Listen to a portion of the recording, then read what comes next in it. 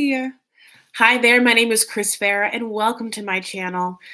I know that it's been a little minute since you've seen me, and the last video I think I did with Wah, and I should probably tell her I'm on live. It's happening um, for Christmas at my house and my dad's, and you and I haven't had any time together since then. Oh gosh. Okay, so let's talk. Often I do recaps of reality shows and pop culture topics on this channel. And then just often I just go live and talk about life and just sort of hope that that like fits into whatever theme this channel is. But, we are pushing through. It's 2020.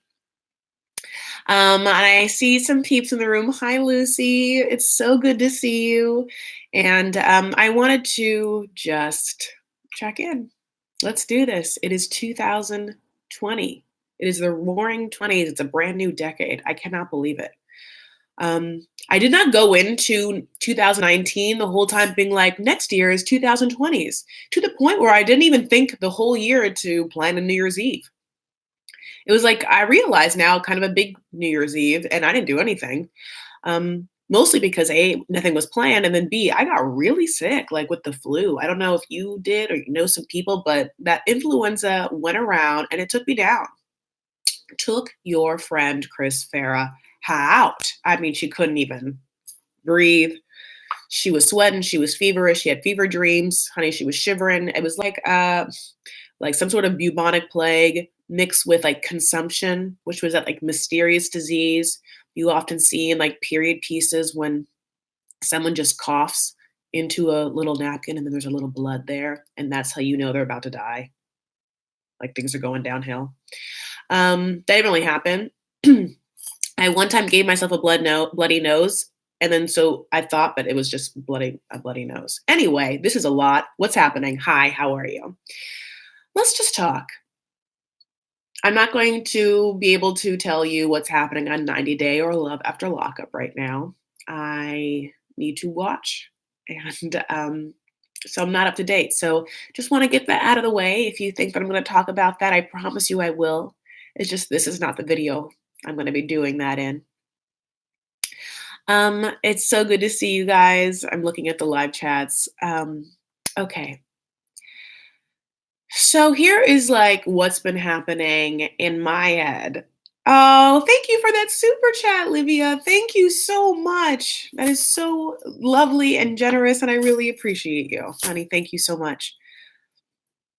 Okay, so I've talked about this before, and let's just like get everyone up to speed. So the past 2 years have been really like transformative for me, and I've been on this journey. In 2017, in May, I elected to have a vertical gastric sleeve. Vertical gastric sleeve is a weight loss surgery. You might be familiar with weight loss surgeries. Maybe you've heard things like gastric bypass before or a lap band, and those are two other types of weight loss surgeries. And at the time, I was 283 pounds, and my BMI was at a 40, which is not the best BMI to have in the realm of health.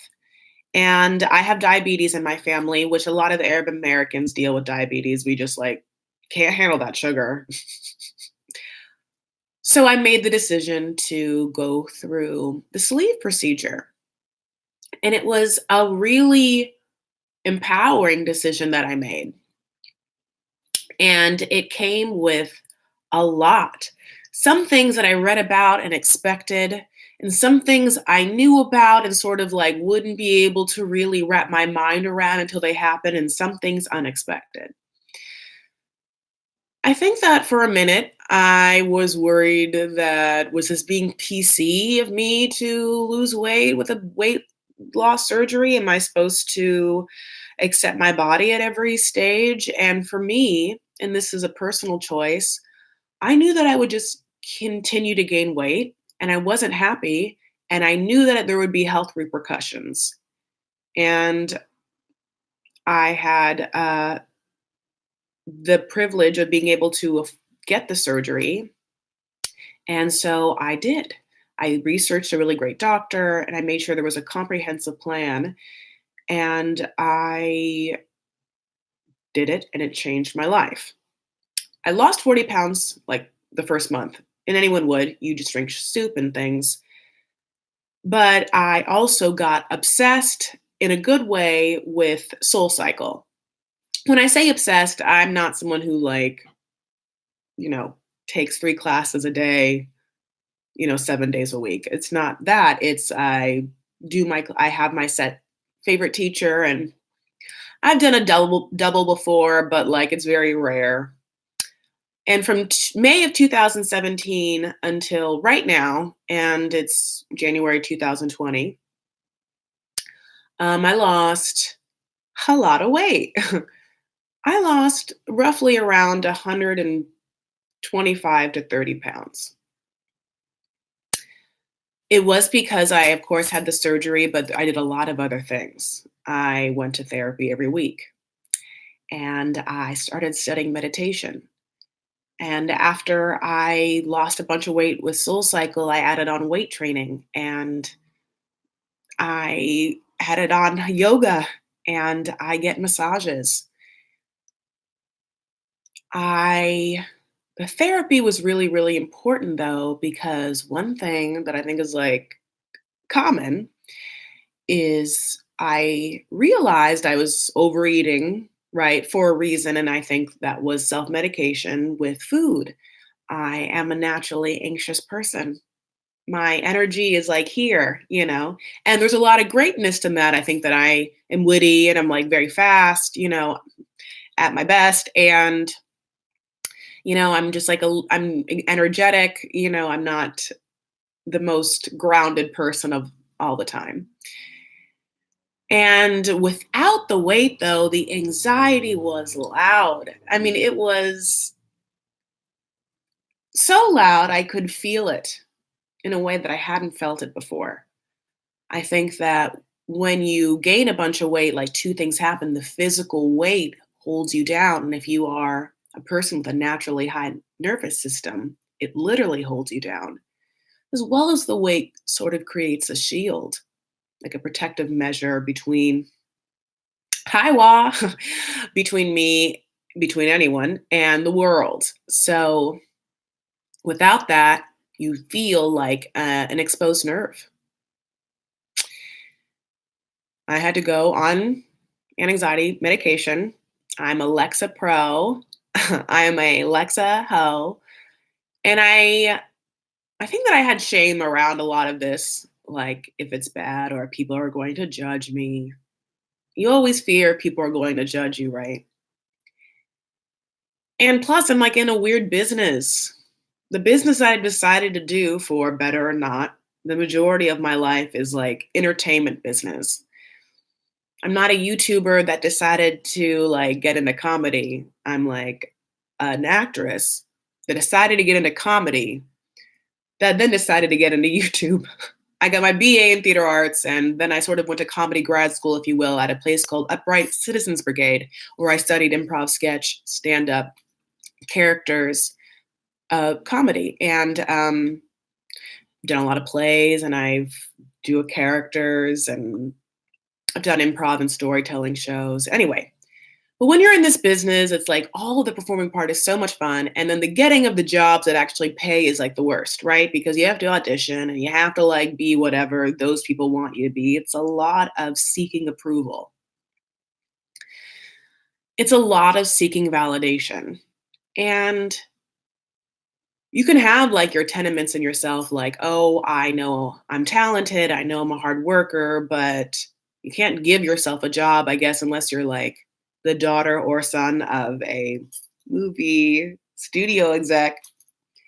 You kind of have to just sing and for your supper. No, you just kind of have to audition. And years of auditioning and years of rejections, although it's not all been rejection, I've definitely done some fun things. It can make you think why hasn't things happened for me? Why am I not da da da da da progressed? Why this? And I think when I got the surgery, it was sort of also like a little like throwing a bowie at like maybe I can open up the realm of possible roles and possible jobs for myself too if I take myself out of like this one smaller set of characters that people would cast me as because of the way I looked. And it's not just that too, because I would say that the same would be like with a love life. I think I have found both finding gentlemen that I would be interested in who can offer me and who I can offer a life that we would co-create together that I trust enough and I fall in love with to be as hard to find as like a series regular role. Dates and auditions feel like playing the lottery each time. And except that you know a lot of lottery winners and you just kind of keep playing. Okay. So I wanted to get all of that out of the way to discuss where I am now. I am in the best shape of my life. I am so proud of myself, not because I've lost weight, because I like am strong. I can do things I've never been able to do. I know my body and myself in a way that I just wasn't aware of. I'm so happy to be aware of who I am, how I feel, the anxiety that I feel, the confidence in what my body can do. I can move in a way that I just wasn't able to. But I don't know if I who I kind of am sometimes. Like in the sense of I look at myself in the mirror and that looks like me. And but then sometimes I look at pictures and I'm like, that's not me. That's weird. Other weird things happened. I lost friendships when I started to lose weight, which is something they tell you that happens. I didn't really think that I'd lose friendships though. I kind of thought that I would just like get envious or jealous stares from people who didn't know me, or weird or shaming stares from people that thought different things.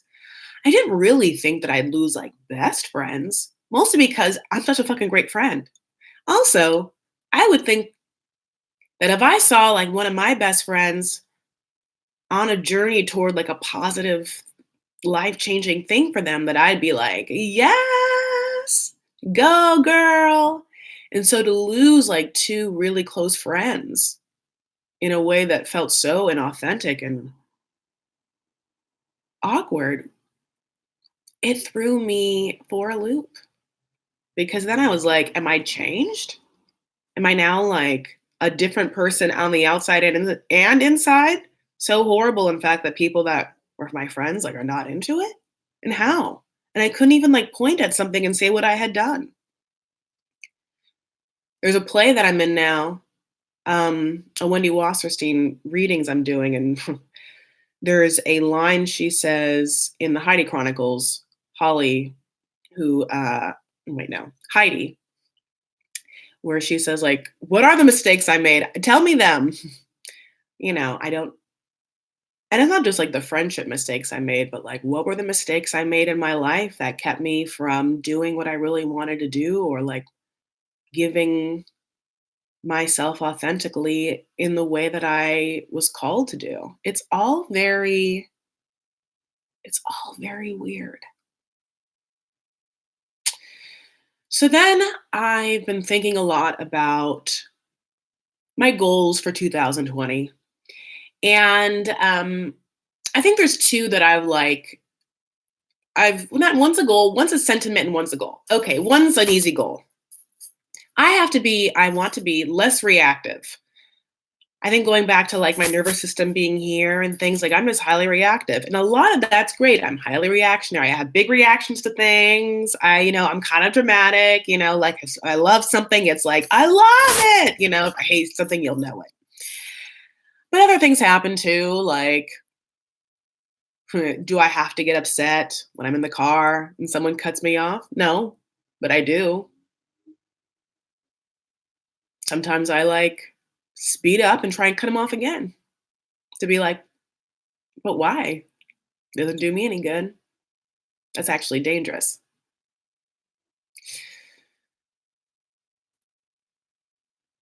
I feel very sensitive, like I've said, and so sometimes things just rattle me, and I wish I just didn't get so rattled. I wish that I kind of just could breathe and let things be and sort of radically accept whatever it is, separate myself from whatever weird emotion or triggering moment there is, and just be like, "You're good.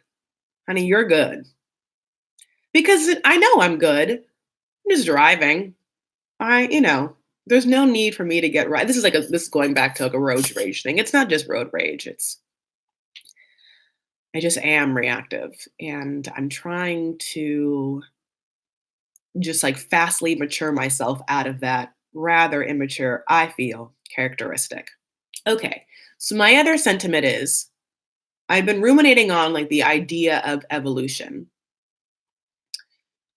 And like right now I'm like maybe the purpose of life is to evolve. I think that I used to think like the purpose of life is to love and give love. Because I think that that is like truly beautiful and the thing that connects us. And I'm, not necessarily thinking that's not the part of life, but it just seems so flowery, right? To love and give love is the reason for life. But maybe the purpose of life is to evolve. And maybe that has many meanings. If we are supposed to evolve, that's how evolution works. It's just the process of life. We change and nothing is stagnant. We kind of are going through it. Obviously, it's a species and obviously it's a civilization and maybe just like on the very basic human level. And change is really hard. It stirs up a lot of things. And it's a weird thing of like thinking like, do people change or are they fundamentally the same? Can you teach an old dog new tricks? Yeah, it's like you can't teach an old dog new tricks, but that old dog was a puppy that learned a bunch of tricks. And then it changed. It's really, really thankful for how my relationships with the majority of my friends and loved ones that are still in my life. When I say I lost friendships, I lost two out of a lot. But the ones that I'm still friends with, it's like, and I'm friends with a lot, it's like, I think our relationships have grown because I think I was able, at least from my part, to bring a more like authentic version of myself, a more vulnerable version of myself. And I think that, my loved ones of family and friends, gave me a different version of them. I was able to see them in a different way. So it was a weird New Year's Eve and it's been a weird New Year's because I feel like it's a big deal, but I didn't get to celebrate it and I've been sick. And my dad had a little health scare at the end of the year too. And so I sort of threw myself into being his like little nurse slash personal assistant slash driver slash secretary slash, therapist, physical therapist. And I think I just didn't get to really self reflect and reflect on what I wanted to do this year. And I'm kind of just playing catch up because I sort of feel that I'm at an age now where things that I used to define myself as, which is there's so many things, an actress, a comedian, a funny, sassy, fat lady, all of those things, like some parts of me will always be those, but I am not those things. I am Chris Farah. And Chris Farah sometimes acts, sometimes writes, sometimes Chris Farah dresses in a drag wig, performs in the bottom of a restaurant as a bio queen character named Fancy. Sometimes Chris watches 90 Day Fiance, comes on YouTube, talks about it.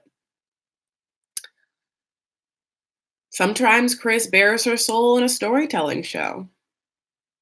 Sometimes Chris gets hired to say a line on TV.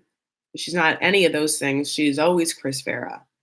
But because I think I've gone through such a different physical transformation that has affected other parts of my life, now trying to redefine myself for me. Like, who am I?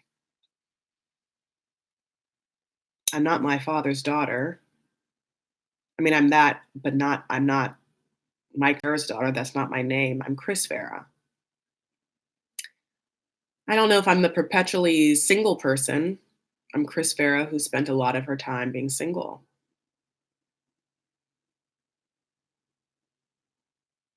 Even something blanket like, am I an artist? I've done art, but I am a person first, right? And I guess I have to figure out the parts of that person that, uh, you know, helps me understand myself more. I don't even know what I'm saying. Am I saying something that makes sense?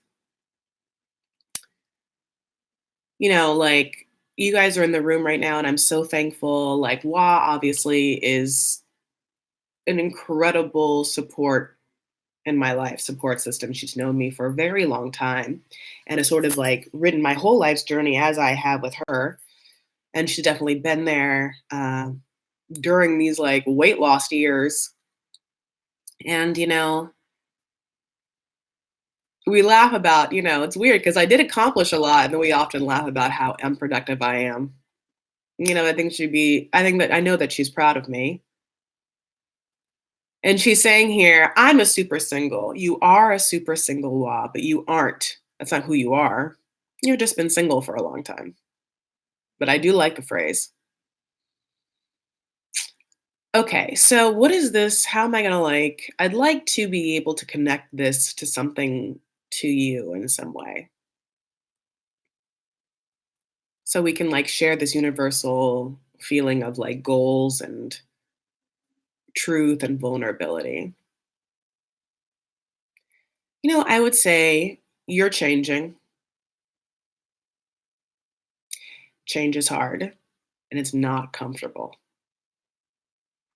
And sometimes when you step into your change and you sort of embrace it, you are going to move away from people, things, relationships, identities you used to know. And it's so weird and really awkward and feels sort of like floating without any sort of direction, without any sort of safety net. But at least you're not staying still, which isn't human.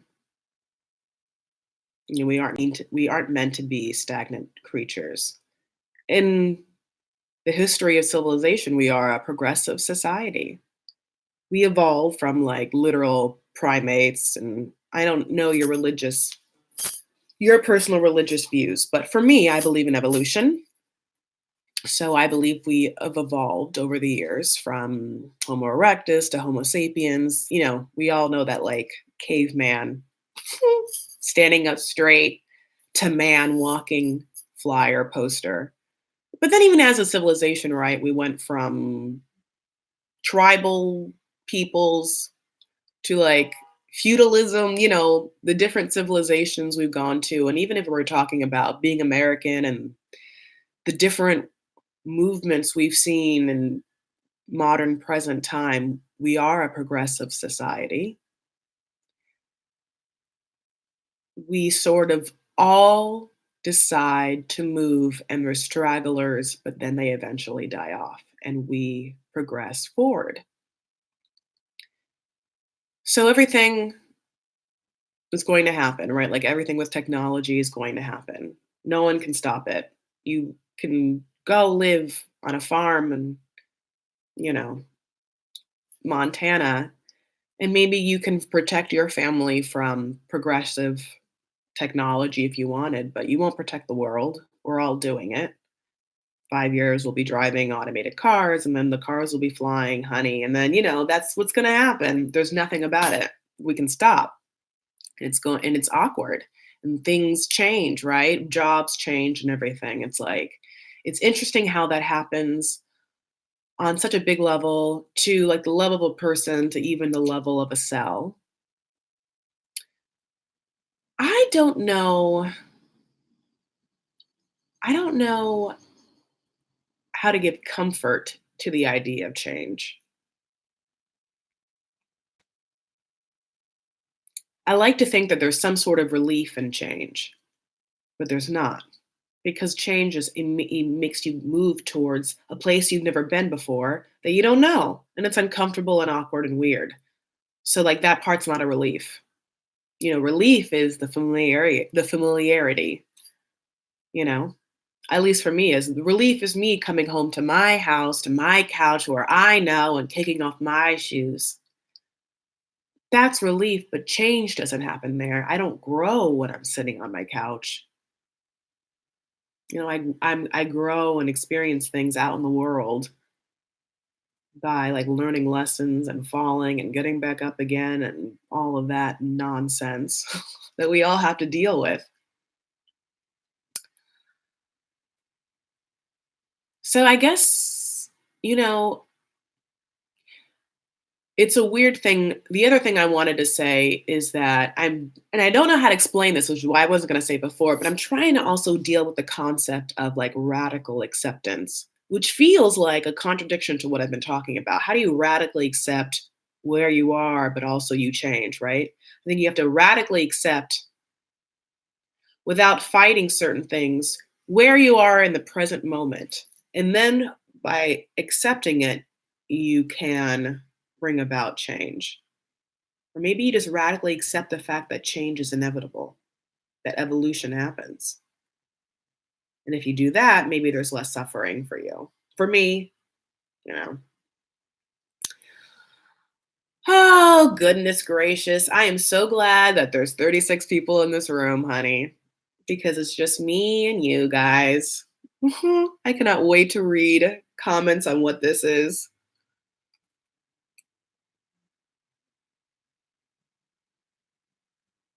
Ah, so it's like going back to the idea of like being an actress and being like, I'm an actress. And this is what happens if you've never been one. It's a nightmare. But what happens is if you tell you someone goes like, oh, what do you do? And if you're an actress, you go, I'm an actress. And they go, oh, what have you been? Or what have you done? You done anything I know? What have you been in? And then you're like, yes, I've done, for me, it's like, okay, I have an IMDb page of like some co star credits and you would know them. And I would be like, blah, blah, blah, blah. I've been on this show. And they're like, oh, and in their mind, then they get to judge in that moment whether they think you are in fact an actress or not. But that doesn't happen in other things. Like, let's just say, God bless, I had children. I had procured children through some way. Either I gave birth to them, maybe I adopted them. But if someone was like, what do you do? And I'm like, I'm a mom, they would be like, oh, really? When was the last kid you had? They would just accept it. Oh, maybe they'd see a child running around. They would know exactly what you do, and then you would feel the relief of not having to prove that. Yeah, I'm a mom. There's a kid. Maybe it looks like me, maybe it doesn't, but you can't ask any questions, honey. That's my kid if I say it, whatever. What do what am I? What do you call yourself? What are you? Are you defined by your occupation? Are you defined? I know it's so funny because I just said like the example of like, I'm a mom. If you asked a woman who had children somehow who they are, if you asked my dad what he is, he would never be like, I'm a dad. He would first and foremost be like, I'm a wealth manager. I own my own firm. But then he'd say other things. Maybe I run a polo team. He could say a lot, but it's a weird double standard. Even though my dad is a great dad, and if you know my personal story, he literally raised me. He had primary custody of me. And it was just me and him. He is a father. He's not defined by that. What do you define yourselves by? And do they change? Did you call yourself something in your 20s that you're now in your 30s? How do you answer that question? What do you do? Who are you? What do you do? I don't know. I do a lot. I guess I entertain.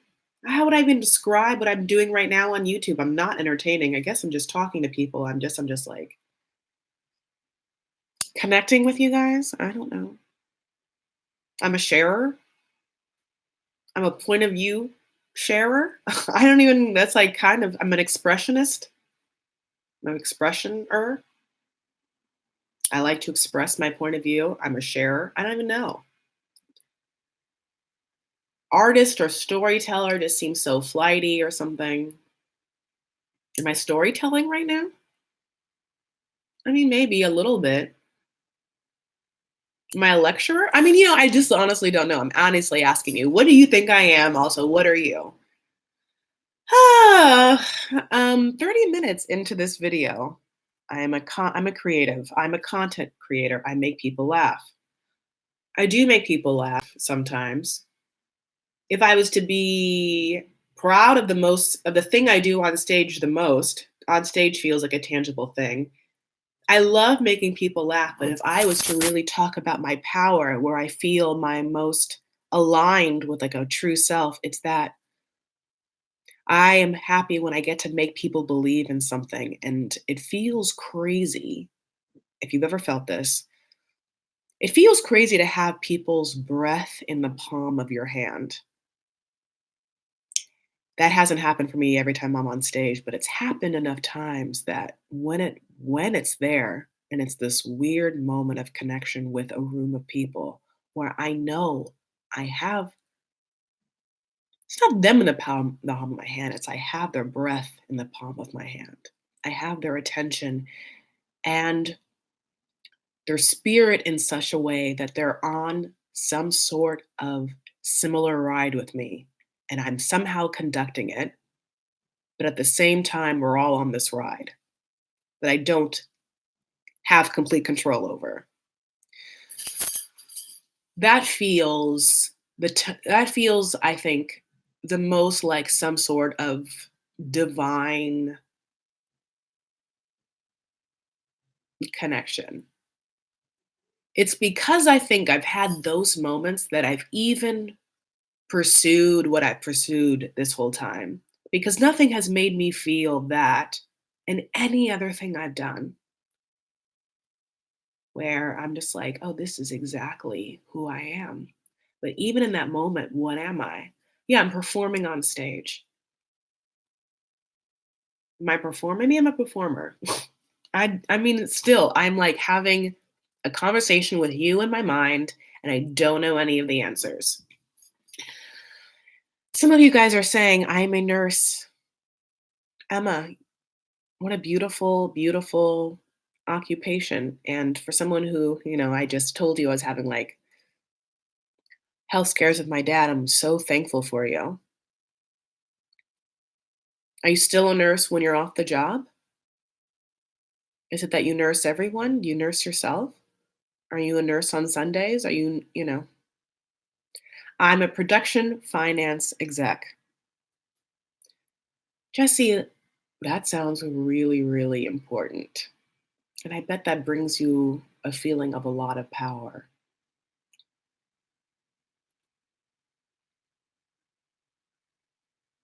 And all of those things feel good, helping people, like being a nurse. I'm sure just like being able to call the shots makes you like the power of that, of having people listen to because what you're saying is valuable. I must feel great too. I'm a social worker. My God, you're like literally making people's lives better. You are working for society. That's an incredible profession. Is that what you like? How do you describe what is that? But are you that like, yeah, I would say like, are you that on your off time too? Do people like ask you, "Oh, what social cases have you worked on?" I don't know.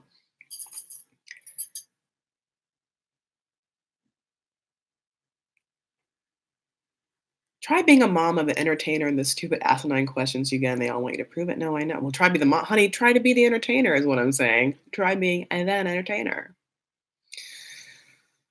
So this is what I've been, like thinking about. I've been thinking a lot of like what to do in this year because when I started losing weight, at first I was like, oh, I felt so confident about things that I was like, I started taking writing classes and was going to write a pilot. And I did write a pilot. I actually wrote like a pilot and three different versions of it, three different, drafts, if you will, until I ultimately was like overwhelmed by insecurity over it and not knowing what to do next. And then I started taking acting classes, like in-depth acting classes, and that felt great. And then I was doing YouTube and trying to build up the YouTube. I did like way too much at one time, and then I like stopped the writing classes, stopped writing, stopped the acting classes, kept doing YouTube, and just was like, my job is YouTube and getting fit. So I spent 2 years like trying to change my life and doing that. So I guess in this year, and what I'm talking about to you is like, what am I gonna do? What am I gonna now focus on this year? Oh my God. D. Tamara, thank you so much. Simply because you are amazing and lovely. Are you sure? No, I love you. Thank you, thank you, thank you. That means a lot. I was talking to my friend Morgan, who has been on my channel before. I cooked with her a long time ago, not a long time ago, but Morgan is a writer and a stand-up comedian, and she is a genius.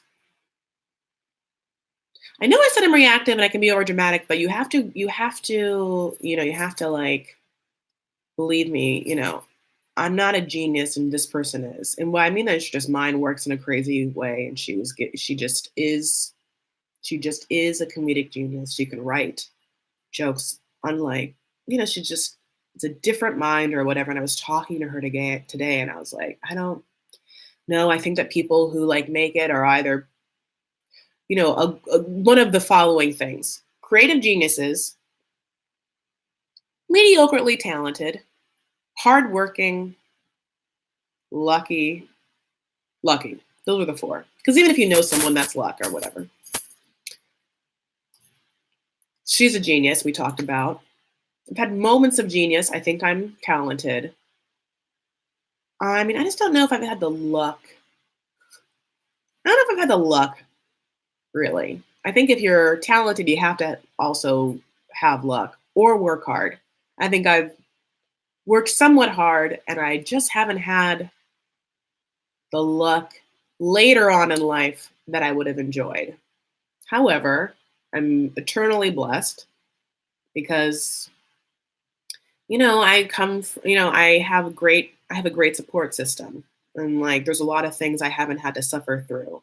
And there's not a lot of, live or die thing hanging over my head. I'll never be homeless, knock on wood. You shouldn't say never, never, but it's not something I've ever had to worry about or starve, literally, because honey, and she used to eat, but also in the sense that I was never food insecure. And maybe just the simple act, the fact that I was like born into the privilege of those two things, maybe that's the luck I've had in my life. And that's pretty bad. Like maybe I won the lottery at birth because of those things. So it's like, well, maybe I don't get to win the lottery of a series regular or like the love of my life now. I don't know. I don't know. These are just like all things that, she's thinking of. So, um,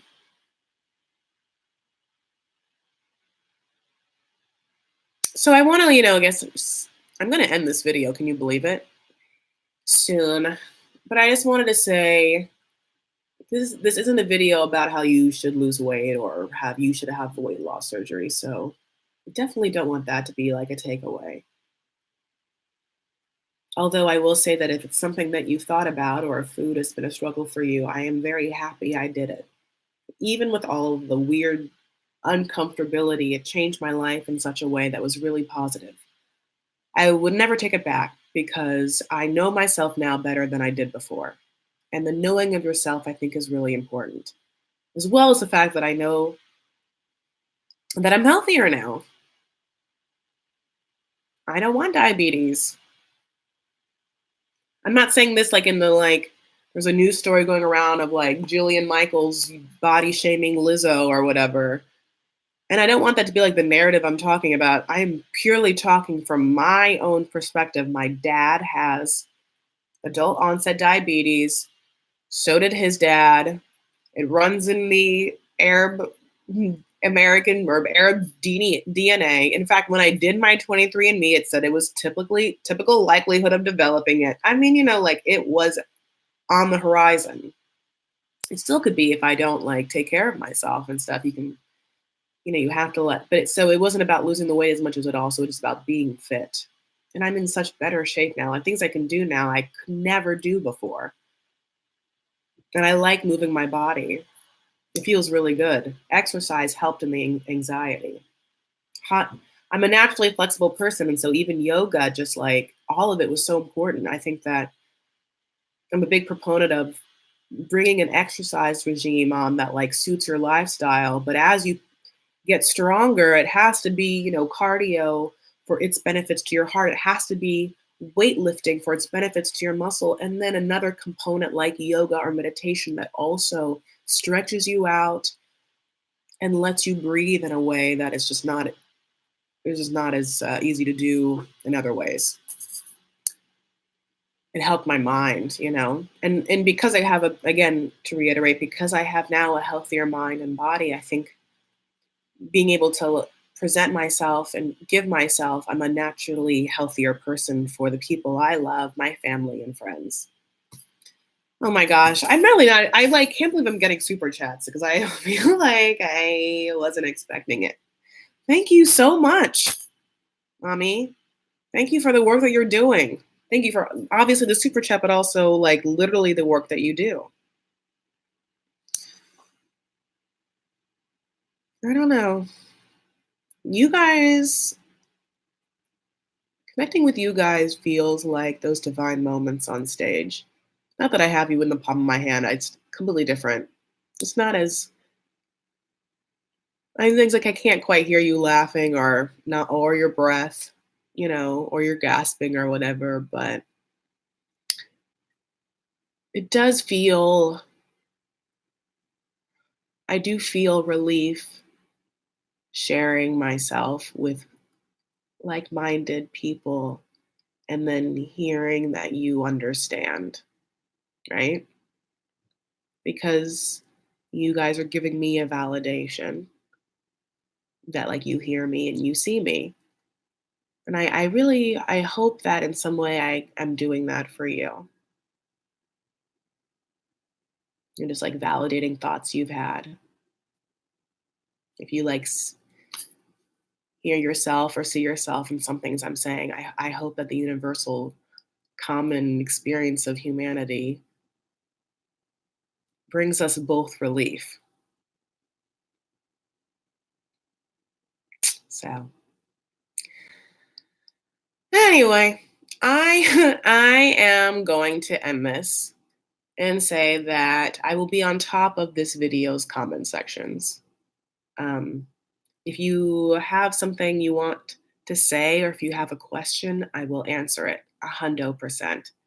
If you don't feel like doing it um, on a YouTube page, then go to my private Facebook group, Vanity Fair, and you can ask it there. I'm not very good at DMs or messages. And the reason why is because I've also been like deleting Instagram off my phone for spans of time to sort of stop myself from like the endless scrolling. But I check Vanity Fair and I will answer you there. I will accept you into that group and then you can ask a question there or just do so on this video. Anyway, I really, really appreciate you. Thank you for like just checking in. Thank you for like opening up this video. And if you've been listening for the past 45 minutes, like, thank you. I can't believe it. But I hope that I have felt comfort and relief. I feel better now than starting this video than I did before. So I hope that I've given some as well. All right, you all, to 2020 and to goals, and to putting positive intentions out there, and to evolution. So I love you so much. Take care of yourselves and each other. Stand up for what you believe and make art. Oh my God, Johnny P coming in hot and heavy with that last minute huge super chat. Oh, my God, Johnny P. Thank you. That's really, really absurdly generous. I really, really appreciate it. And I'm so, thank you. Thank you. Thank you. Um, thank you. Anyway, I'll be back. I love you. I really appreciate you. Johnny P, you're new here. You have to join Vanity Fair now. You just got to go on. Tell me who you are. I'm sorry I'm ending this video, but I think this is the natural end. I love you. I'll be back. I'll watch Live After Lockup and I'll talk about it. Next video will be TV only, honey. It'll be pure fluff TV recaps. We'll make fun of people as if we are just soulless chatterers. But only you and I will know the secret that we got it all out in this chat, okay? Okay, I love you all. Thank you. Bye, Wah.